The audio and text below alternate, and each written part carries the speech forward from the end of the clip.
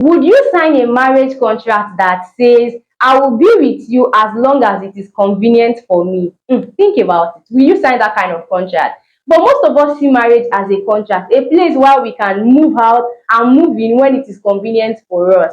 In the first instance, should it be this way? Okay, in this video, we'll be diving deep into all of this and why we need to really think and talk about it so it doesn't catch us on our way. So the first thing we need to discuss is, what is contract? A contract is a legal agreement between two people. I mean, a terms and condition that says that if you do this and do this, then I will do that. So it means that we both agree that you have your part, I have my part to play. And if you fail in your part, then I can withdraw from the particular contract. And one of the key things of a contract is that it protects individuals' interests above the relationship. See, once your own needs are not being met again, once the reason why you are together, you're signing the contract is no longer working, automatically they have what it takes to leave. Meanwhile, a covenant is a lifelong sacred commitment. See, it is unconditional. It is based on love, sacrifice, and does not have exit plan. Its sole focus is love, unity, and perseverance, not personal convenience.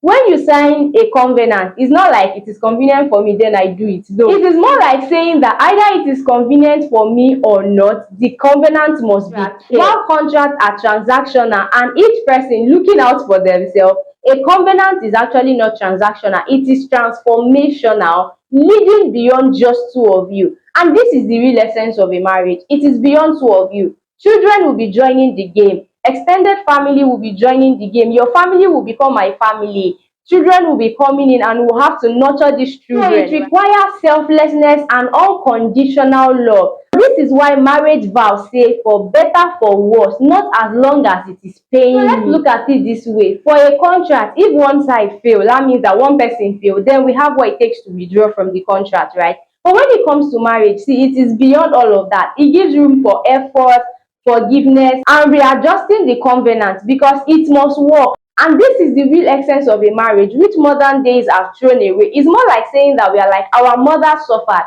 our fathers just endured with women. Women are not people you should endure with. Once they are not doing their right, you just free them. You just stop doing this, you just stop doing that. Because we feel like as if we should make it contractual, so that if you're not doing what you ought to do, then I have what it takes to leave you. Marriage is beyond just two of you. It extends to our community. The children you are giving birth to, who will raise them?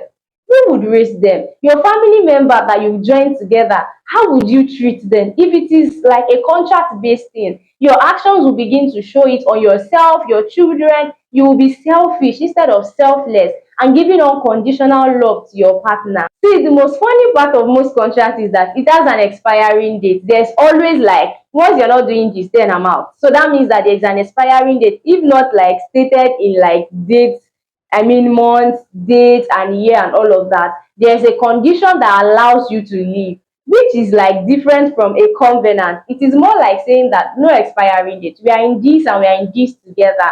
And this is why the big part of a marriage vow says that till death do us part. Not till when you are keeping to your own part. No, it is till death do us part. See, you need to see it in this bigger and brighter light. If you don't see it this way, it is more like saying that your heart is preparing that once they do this, you will leave. Like there's room for exit already before it started.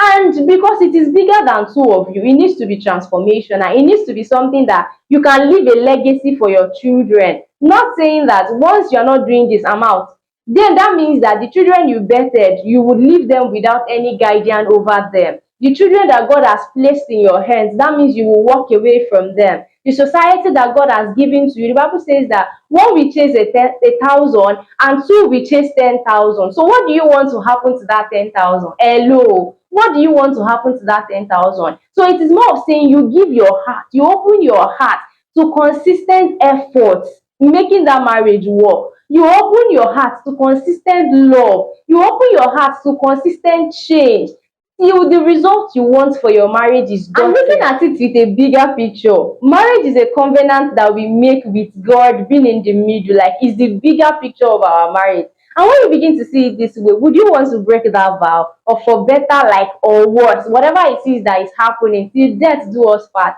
We will be in this together. I told you, I say your marriage is bigger than just two of you. Now, children have joined the game. They are extended family. Their lives and destiny that are waiting to be a beneficiary of the blessings that come from that your marriage. He that finds a wife find favor from the Lord. So where is that favor, that covering over your head as a woman of the man that God has placed upon you? Where do you want to put it? So it is more like saying that when we shift our gaze from the covenant to the contract, that is where divorce happen often, because any small thing that happen, we're already looking for how to get our papers. And I know that you would say, yes, there's court, we can like separate, we can neutralize what we agreed on. How about you seeing it in the bigger picture of God in the middle? And would God like this marriage to end this way? What would God want my children to be looking like? What would God want them to be for? What would God have us to do for these children He has placed in our hands? This union He has brought together, what does He want to do with it? Instead of looking for separation for every little things that arise, your husband lost his job, you're thinking of how to pack your load. You're not breaking up. You're saying, yeah, I'm not divorcing anymore. I just want to breathe. No, in marriage, we don't breathe. We breathe inside the marriage, not outside the marriage. Because the moment you begin to say, okay, let me move my load and see if things will get better for me, if it doesn't get better for you, that means that you no longer see good in them. And this is the real picture. Two will become one. Iron sharpeneth iron. So does a man sharpen the countenance of his brother. So it's more like saying that this person has now become your brother, your friend, your sister, your wife. This person literally turns your family member, and you see them in a bigger picture. You're no longer selfish. Oof.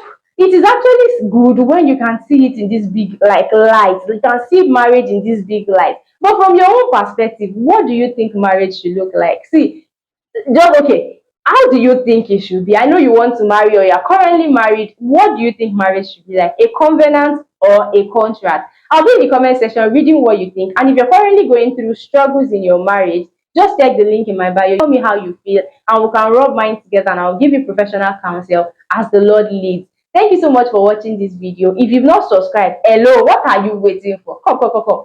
Tap that subscribe button before you go, and don't forget to on your notification bell so that you can get beautiful content like this when I upload them.